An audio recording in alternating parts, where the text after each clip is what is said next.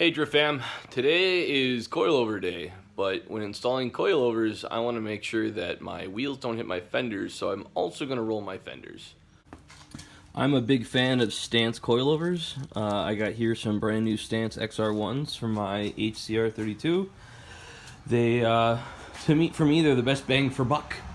There's nice local support if I need it, and I really like the way they handle on the track, and I like the way that they feel in the street for daily driving. Here's my fender roller. I'm gonna use a little bit of heat and I'll get to it. The only other thing I have to be careful of is a lot of cars, a lot of Nissans at least, in the front fender wells have wiring harnesses. I pulled the plastics out of this last week and there's just tubes in here. There's actually no wiring harnesses, so I need to check that wheel well for a wiring harness. Okay, I pulled the screws out of here, and then I went through all of this and I removed all of the screws that hold in that plastic liner on my wheel. But now I notice that I do in fact have a wiring harness in my wheel well. So I think I'm going to take off my fender and hide it up higher in the fender. Alright, so there's my wiring harness. Here's where it runs, and I am going to move it from the underside where it is to the side of this here. That will protect my wiring harness from when I lower the car from my wheel destroying my wiring harness. So I was going to go to the store and buy some special zip ties that had kind of a snap into it so I could just drill one hole.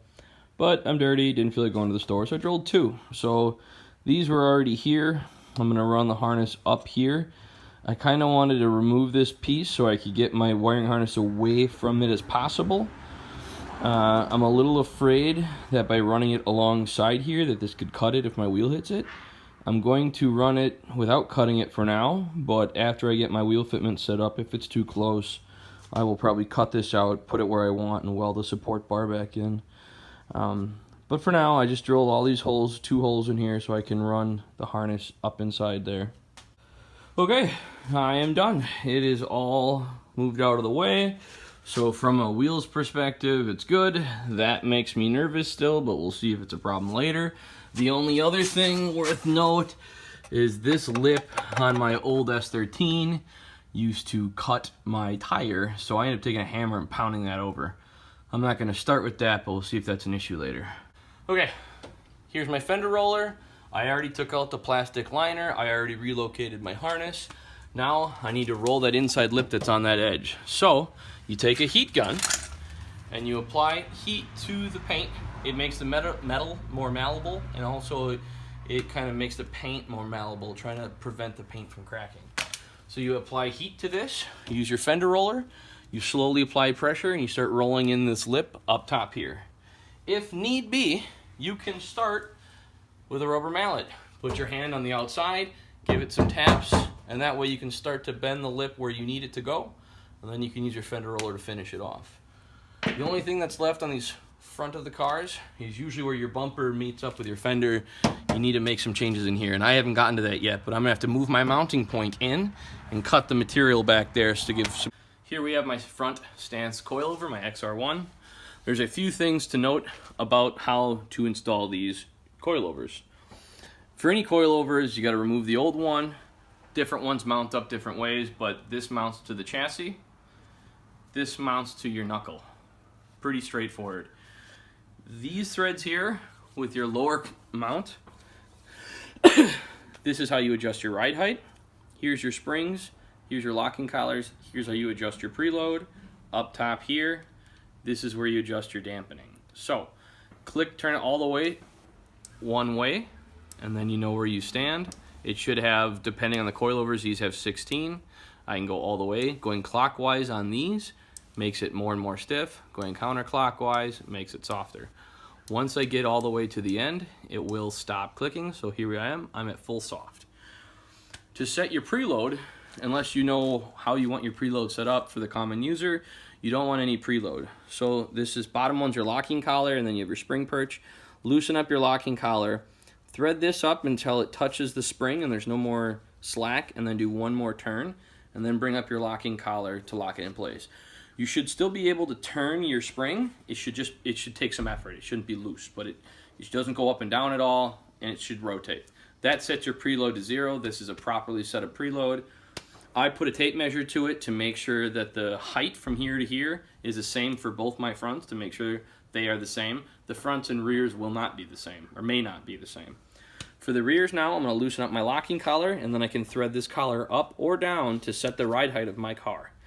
Once you have your ride height set, you turn the locking collar back in and you lock it down.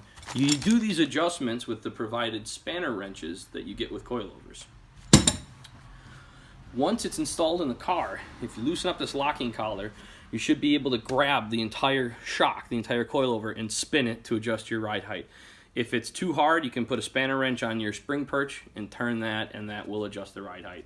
Once everything's done, verify everything's tight before you take it onto the street.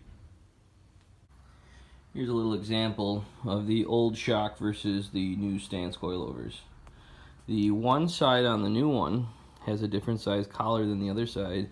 If you put the smaller side collar in towards the knuckle, the shock body will hit the knuckle, so the thicker side needs to go towards the knuckle.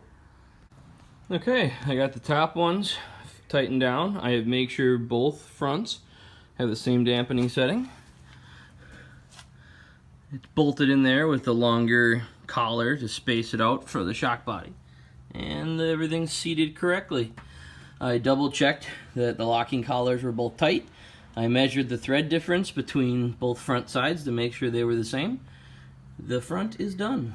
Okay, the rears are in. There's a bolt down there. There's my GK Tech tow rod.